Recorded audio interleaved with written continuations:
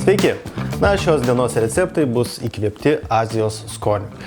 Pirmoji laidos daly pagaminsiu žuvies pirštelius, traškius žuvies pirštelius ir, galima sakyti, lietuvišką kimči. Tiems, kas nežino, kimči tai yra toks korejietiškas rauginimo būdas. Jie naudoja kiek daugiau prieskonių negu mes lietuviai ir pagrindinis jų marinuojamas dalykas yra Pekino kopūstas. Tačiau aš pagalvojau, kodėl mes negalėtume pabandyti to paties su savo lietuvišku kopūstu. Na, gaunasi tikrai labai skaniai ne tik atrodantis, bet ir labai skanus toks kopūstų, na, kaip garnyras, kaip pagardas, kurį galima būtų valgyti netgi ir tiesiog vieną.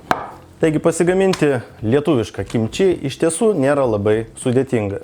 Pirmiausia, ką reikėtų padaryti, tai truputėlį pamirkyti smulkiai pjaustytą kopūstą sūrime, vandens sūrime. Kam to reikia? Tai bus taip lengvai užsūdomas pats kopūstas, pasidarys toks elastingesnis, minkštesnis, taigi mes rauginimo procesą šiek tiek pagreitinam. Štai, kalnas kopūstų, bet po mirkimo sūrime tikrai sumažės. Na, o pats sūrimas, tiesiog pasiemam dubenį, maždaug pusę litro vandens. Tai buvo nedidelis kopūstas, maždaug 700 gramų. Taigi pusę litro vandens, 2 šaukštai smulkios druskos. Smulkiai tai tik dėl to, kad greičiau ištirps. Ir kopūstus dedam į dubenį. Taigi sudėję kopūstus, tiesiog lengvai permaišom, truputėlį paspaudžiam ir taip mirkom maždaug 30 minučių, kas kokias 10 minučių dar va taip pavartydami. Kol kopūstai sūdosi, yra laiko pasidaryti pastą. Ta pasta ir yra, galima sakyti, pagrindinis kimči ingredientas. Kimči pasta daroma su korejietiškais čili dribsniais. Na, jie kiek kitokie negu įprastai sutinkami čili dribsniai. Na, jeigu neturite arba nerandate korejietiškų čili dribsnių, galite naudoti mišinį lygiom dalim, įprastus čili dribsnius ir saldžiąją papriką. Toliau šaukštas cukraus, įprasto baltojo cukraus, šaukštas žuvies padažo. Na, žuvies padažas tikrai svarbus ingredientas darant šią pastą. Ir 2 šaukštai acto. Įprastai būtų naudojamas ryžių actas. Na, po ranka aš jo neturiu, panaudosiu obuolių sidro actą. Jis yra irgi tokio saldaus rūgštumo. Na, galėtumėt panaudoti ir, tarkim, baltąjį vyno actą arba baltąjį balzaminį actą. Tačiau jau tada reikėtų labiau balansuoti skonius. Na ir prieskoninės daržovės. Taigi sutarkuoto česnako reikėtų maždaug 1 šaukšto. Ir taip pat imbiero. Imbiero reikėtų nepadauginti. 1 šaukštelio tarkuoto imbiero tikrai bus per akis. Viską išmaišom ir pasta paruošta. Na, čia nebuvo dėta jokio sūraus ingrediento. Pasūdyti visą laiką galima, tačiau kopūstai dabar mirksta sūrime. To sūrumo liks juose. Vėliau paragavę, jeigu trūksta, visuomet galim pasibarstyti šiek tiek daugiau. Kopūstam pamirkus sūriame vandenyje, jie tampa išties tokie minkšti ir elastingi. Dabar reikia tiesiog nuspausti perteklinį skystį. Na, visiškai sausai išspausti tikrai nereikėtų. Šiek tiek to sūraus vandens turi likti, kad vėliau jame tęstųsi fermentacija.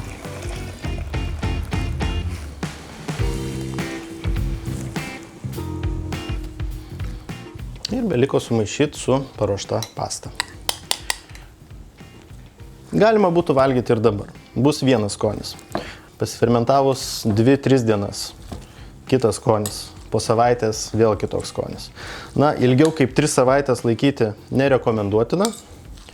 Tačiau jeigu mėgstate eksperimentuoti, kodėlgi ne. Kimči yra puikus priedas prie traškių žuvies pirštelių. Ir tai bus Ypatingi traškus žuvies piršteliai, nes nereikės plakti tešlos, nenaudosim kvietinių miltų, bus be glitimo, taigi juos vyniosim į ryžių popierių. Na, o žuvis, gaminant pirštelius, geriausiai yra balta žuvis. Balta žuvis dažnu atveju yra ne tokia riebi žuvis, iškepus tokia tiesiog byra. Aš pasirinkau uotą, na, puikiai tiktų ir menkė, sterkas, na, bet kuri balta žuvis. Aišku, geriausia būtų jūrinė žuvis, nes ten mažiausiai kaulų.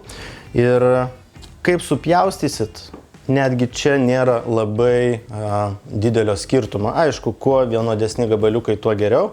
Tačiau vėliau susukant galima įdėti ir 2, ir 3, ir 1 gabaliuką.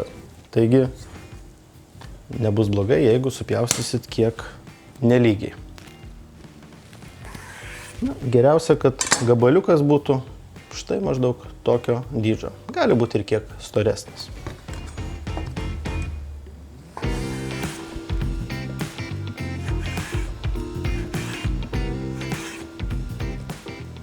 Prieskoniai, kaip visuomet, labai paprasti. Druska, šviežiai malti juodieji pipirai bei laimo žievelė.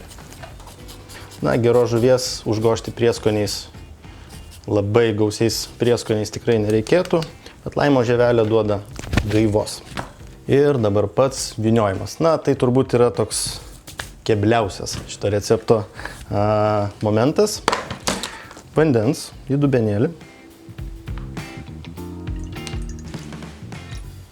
Ryžių popieriaus lakštas.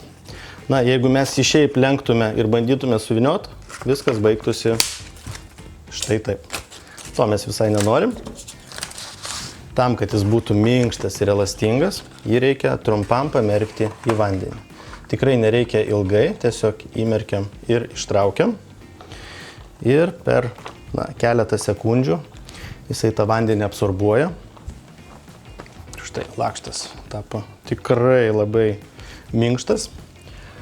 Ir dabar imam žuvies gabalėlį, žuvies pirštelį ir suvyniojam, na, tarsi įdarą į blynelį. Tik reikėtų, kad liktų kuo mažiau oro tarpų. Turim žuvies pirštelį. Beliko padaryti visus likusius ir galėsim kepti.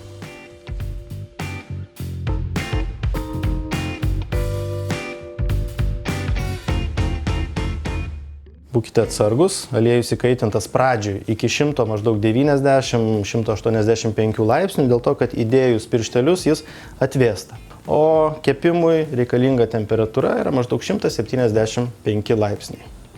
Atsargiai ir dedam. Kepsim neilgai, maždaug 2 minutės. Burbulai.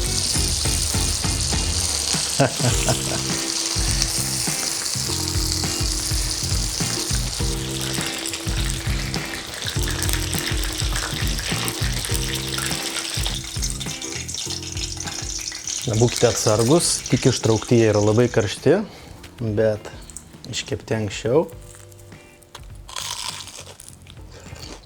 Koks traškumo. Žuvytė sultinga neperkepus. Pasiruošiau tokį greitą padažą iš laimo, medaus ir sojos. Tikslesnį receptą rasite mūsų socialiniuose tinkluose. O tai yra vienas iš tobuliausių variantų kepti žuvį. Na ir lietuviškas kimči.